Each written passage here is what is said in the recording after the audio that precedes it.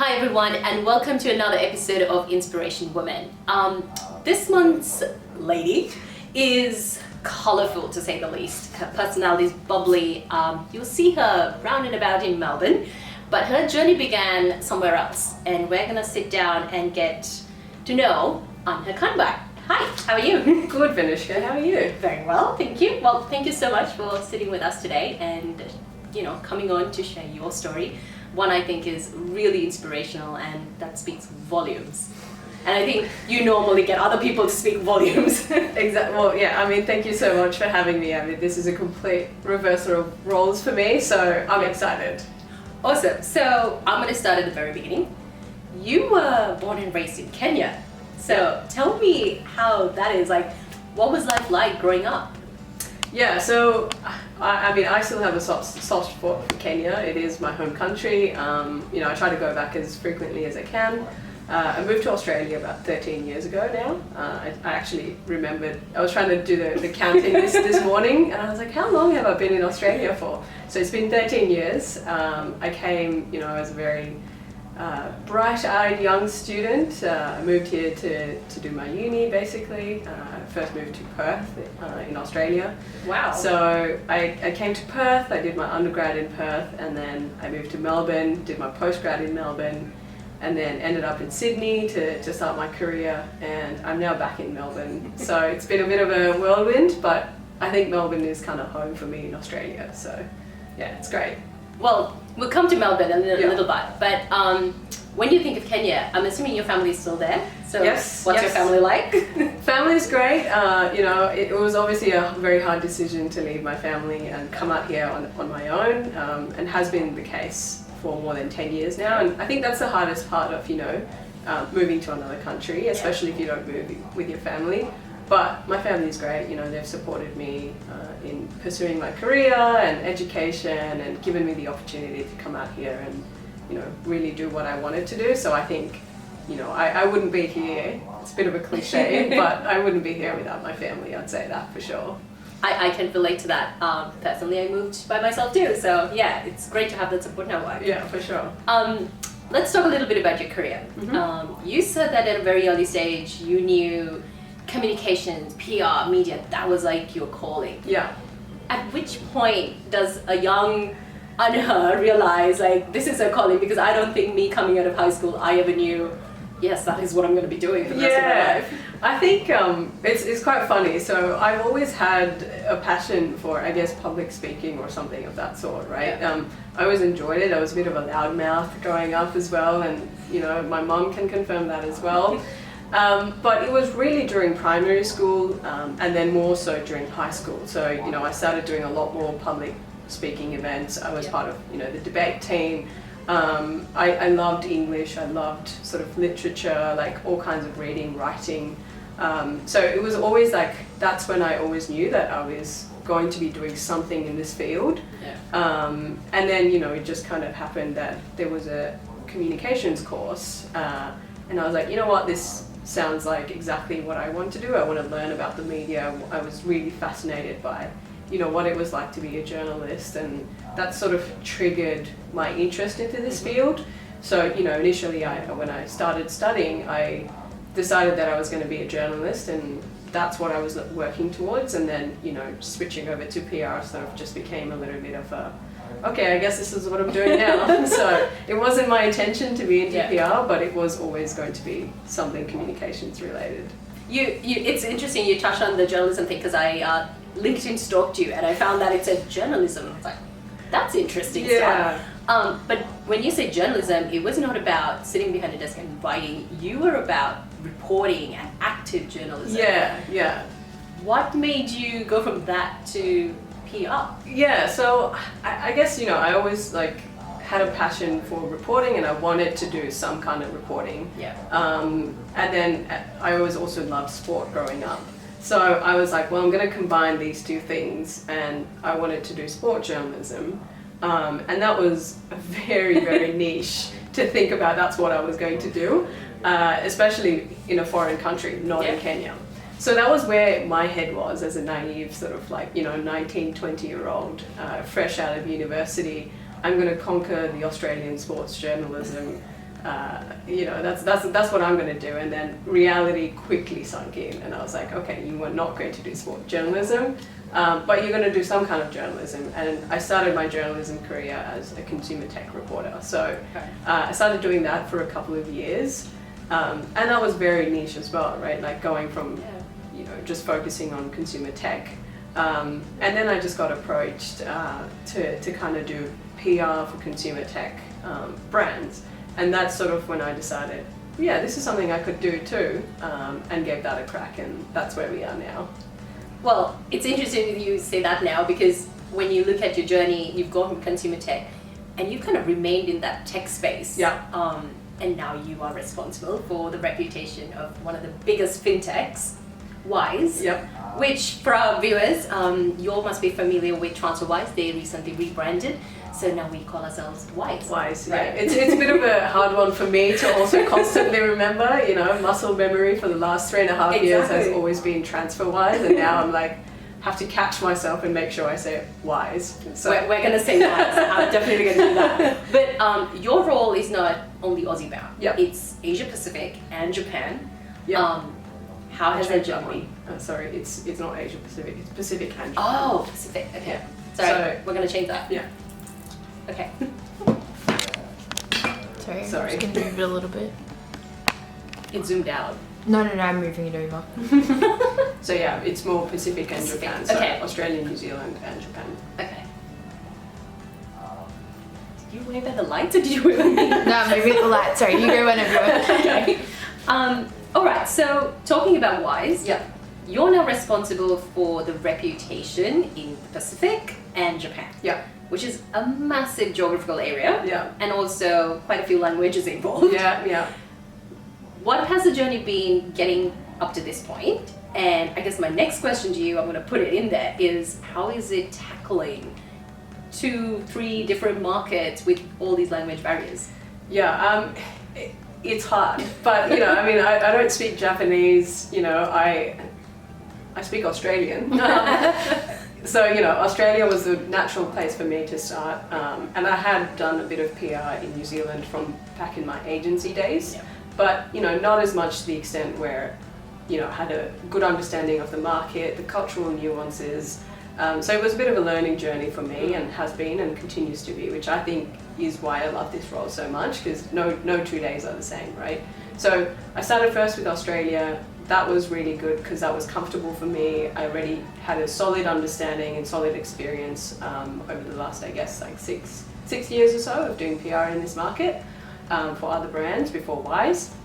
And then, Wise was like, well, it also makes sense to kind of work on New Zealand because, it's geographically close. You kind of have that similarity of, language and things like that. And so I said, yeah, cool, I'll take up the challenge too for New Zealand. But New Zealand's a very, very tough market, right? They're obviously very proud that they have their own cultures and norms, and they really don't like it when people are like, oh yeah, Australia and New Zealand, you're the same thing. Actually not. There was very early learning that I made straight away. Yeah. And so, you have to really take the time to build up those relationships with reporters on the ground, to understand like, what is it that makes it newsworthy for Kiwis, because it's not the same thing that Australians also understand or think. So, earlier on, we kind of was like, cool, Anna's responsible for this, she'll be able to crack that market, no worries. It was actually really tough, and I failed miserably at it. I'm not afraid to say that.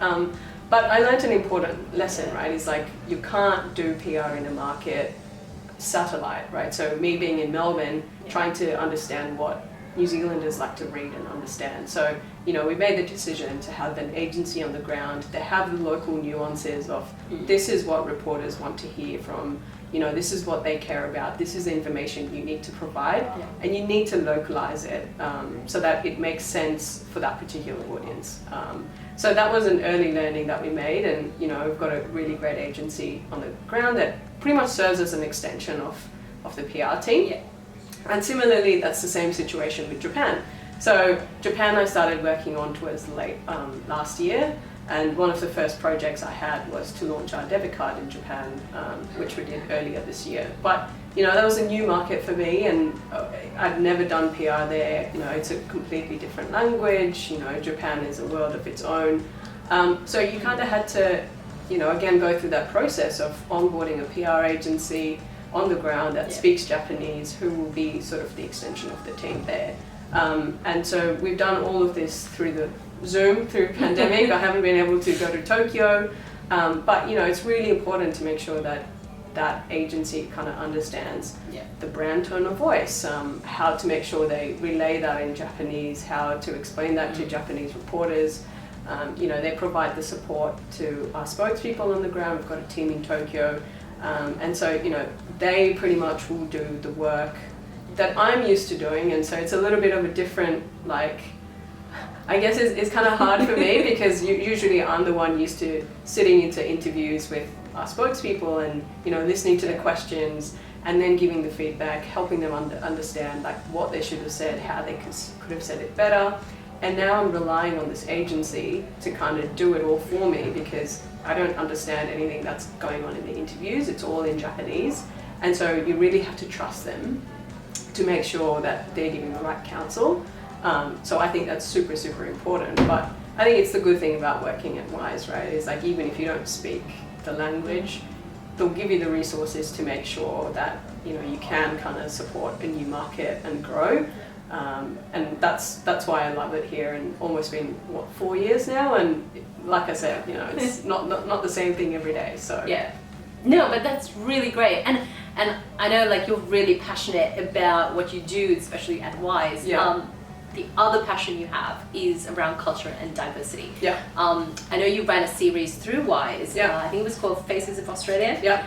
Tell us a little bit about that, because that's very interesting. So that was actually one of the first campaigns I ran when I first joined Wise. It's almost been 2.5 years that I did that. But essentially, the genesis behind it is quite simple. Wise as a product, it's built for millions of people around the world, all of whom are from different cultures, different walks of life. And so, you have to build something that's representative of the people that you're serving. Being in Australia as, an immigrant myself, I haven't seen myself represented on screen as a journalist, as a PR person. That diversity of thought just didn't exist. And so, one of the things that I wanted to set out and in the hopes of this campaign was to show that Australia looks different to what people think it looks like. And, immigrant stories weren't really told or aren't really told.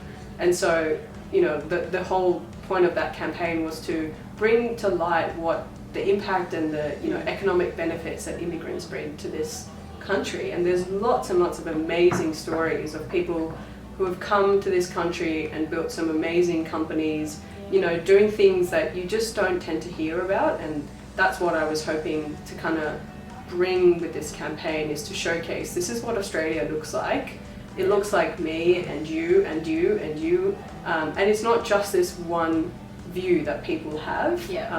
And so that was something that I was hoping to challenge, and it was personally a really impactful campaign for me, but also for Wise, because it's representative of the customers that we're serving, and it's important to have that representation in the product and the communication that you're doing as well.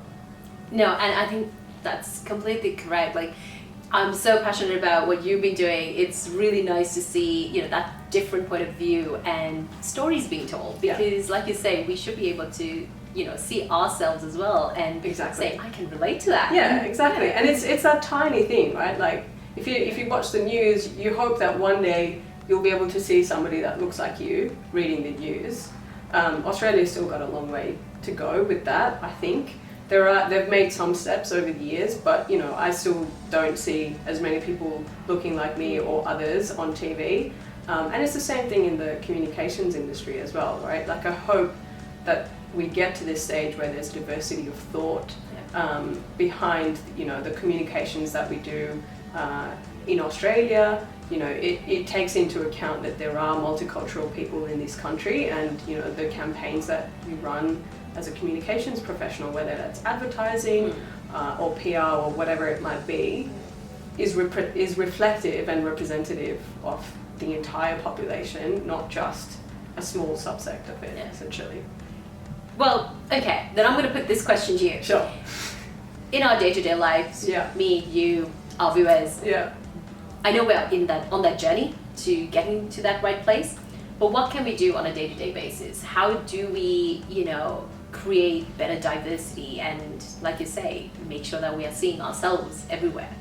Yeah, I mean, everyone has a small part to play, right? Like, business has an active part to play in making sure, they're hiring those kind of people within the team to make sure that, you can hire for merit, yes, and hire because somebody is a good fit, but at the same time, you need to make a conscious effort to make sure that you are having that diversity, whether it's women, people from the LGBTQI community, people from different cultures, so you have that diversity within the team, and it shows in, the product that you're building, for example, or the work that you're doing.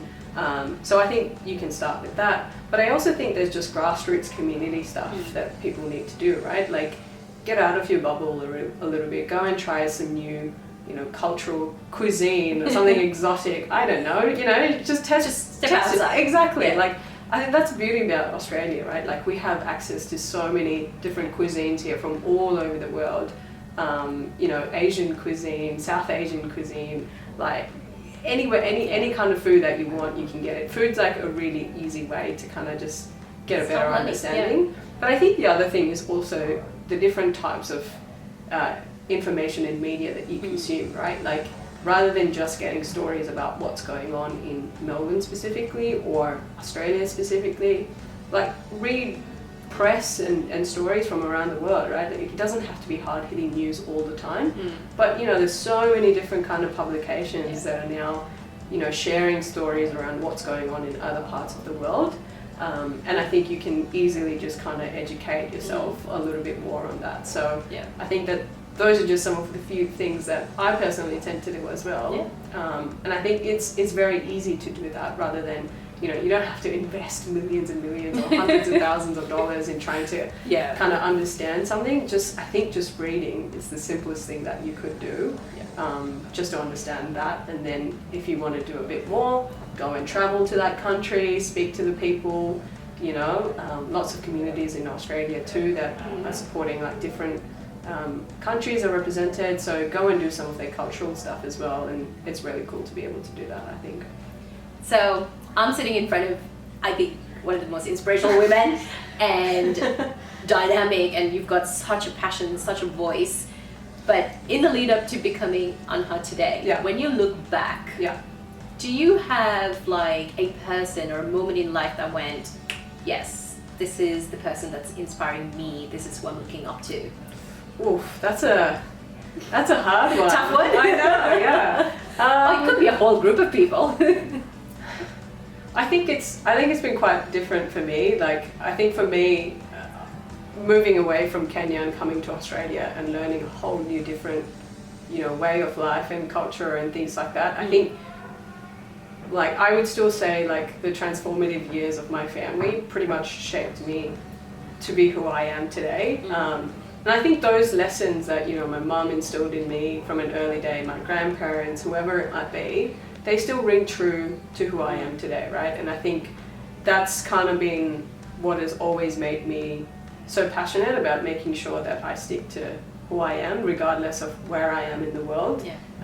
So I think I would stick to maybe my mum or my family, probably. Oh, no, that's really sweet. And I think it's really amazing when you see, like, those powerful figures, especially women who are powerful figures in their lives. Keep, definitely. Now you reminded me of my mom adolescence. But they never leave you. No, they never do. And it's the same thing. Like, I speak to them on a weekly basis, and and she's like, oh, I haven't seen you in so long, and like, when are you coming back to Kenya? And I was like, well, the borders are still closed. I'd love to go home. I feel like you and I have a very similar conversations with our families. We do. I think it's quite interesting, but I think that's the kind of conversation I think anyone who lives away from their family, especially now, has.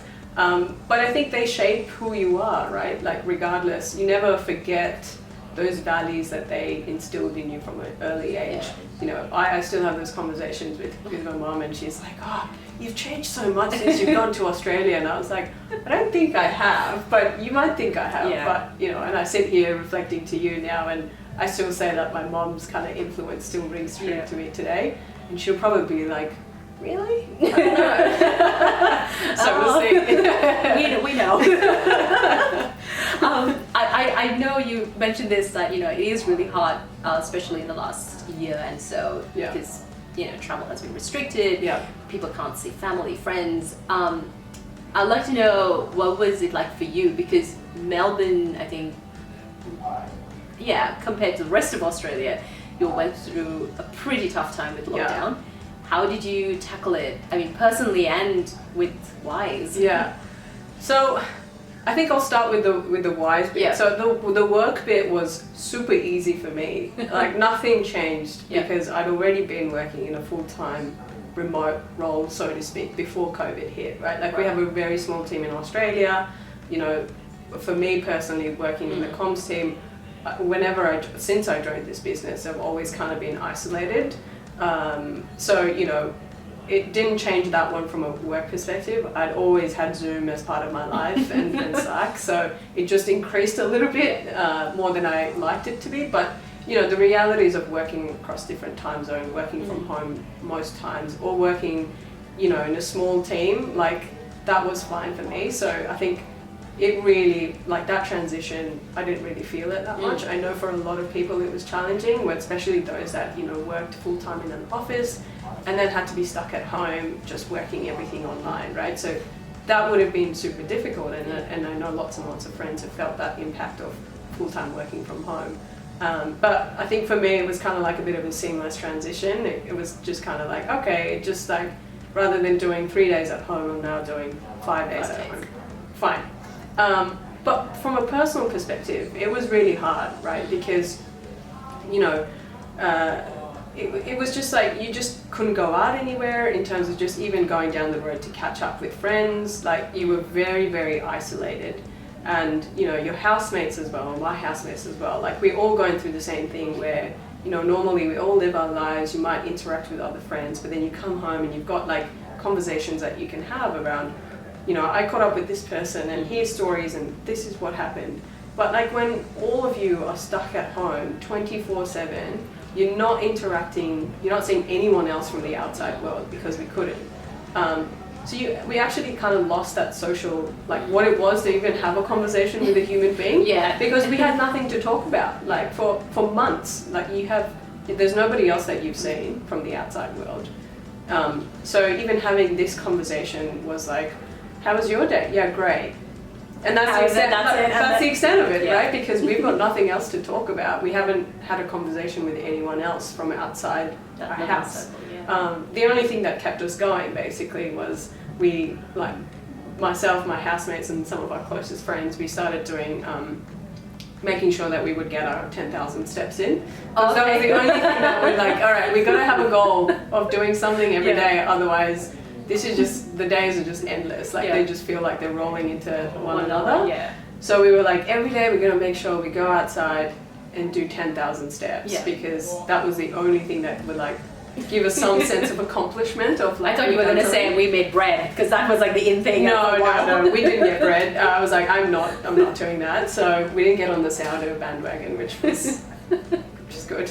But yeah, so you know, we did little things like that where you know, we started just going out and doing 10,000 steps and trying to walk around different streets, and so now I pretty much know my suburb like the back of my hand because you know, every day you have to find a new route to stimulate yourself, get something new, otherwise you're just like going in circles every day. I know. So because we had that 5 kilometre radius limit, right? So within that 5 kilometres, what could you do? So every day we would try and, you know, walk a different area so that we see something new, because that's the only part of new that we had as part of our day. So it was hard, but you know, I think it was tough, but it was, I think we learned a lot about ourselves at that time. So, and I watched a lot of Netflix. So kept us all entertained. Exactly. I guess before we start wrapping up this part of the segment, now that we're sort of, you know, at least within Australia, we can get into some sort of normalcy. what is that one thing that you did before COVID and now you're like, nah, never going to do it again? Ooh. Do you have a thing like that? No, I don't actually. It's quite surprising. I still feel cautious going out and about, like, you know, even trying to go out, maybe to like some events or something, and I'm like, oh, this feels weird. And even taking a plane still feels weird. I've taken a flight to Sydney to go visit the team, and you know, it just still feels weird that I'm like, I am in close proximity with a lot of people. But I don't know. I think I'm definitely going to be a bit more cautious about, you know, large crowds and like health and things like that. I don't know, maybe it's my age talking as well. But yeah, I think that would be the only thing that I'm worried about. But I think we can't just be living in fear of this thing, right? So I think we just have to kind of make sure that we're getting out of, like, breaking away from that fear as well and trying to return to some sense of normal life. Yeah, exactly. All right. Well, I'm going to close our segment on that now, but before we let you go, we love putting everyone in the hot seat and doing a rapid fire round because, you know, we like to change things up. Sure. All right. So, are you ready? This is going to be your rapid fire. All right, let's do it. All right. One thing you do every single day. Shower. One thing you don't leave the house without. Headphones. One thing all business women need to do now. Business women need to do now. Speak up. One thing you tell your younger self. Don't be afraid. The best way to fix a bad day. Eat some good food. The best way to juggle multiple responsibilities. Take your time. All right. Movies or books? Movies. Cheat meal or gym day? I don't go to the gym. It's a cheat meal all the time. Cheat meal 24/7. I like that. First impressions or second chances? Second chances. What do you love about Australia? The people. What do you love about the UK? Not the weather. The proximity to Europe. Great. Okay. When international borders open, you want to travel to? Kenya, Japan, New Zealand, UK, Singapore, Estonia. Every single place. Everywhere. Just anywhere at this point. All right. What did you miss the most during the pandemic? Having the opportunity to go to lots and lots of restaurants to eat food. All right. What did you gain during the pandemic? Bit of weight. All right. Your final one. What is your next step? My next step in terms of my career or just in general? Oh, just in general even. Okay.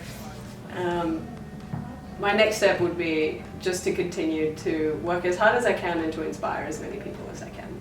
Well, you've truly been an inspiration through this episode, and I'm sure our viewers are going to be getting in touch with you on LinkedIn with all of their follow-up questions. But thank you so much for spending your time and sharing your story. It's been really an honor to have a chat with you. No, thank you. It's been amazing. This has been fantastic. Thanks so much for this. Thank you, Anna. Well, that's it from us for this episode. If you'd like to get in touch with Anna, of course, please follow the link in the bio. Her LinkedIn profile is there. And we will see you next time. Thank you.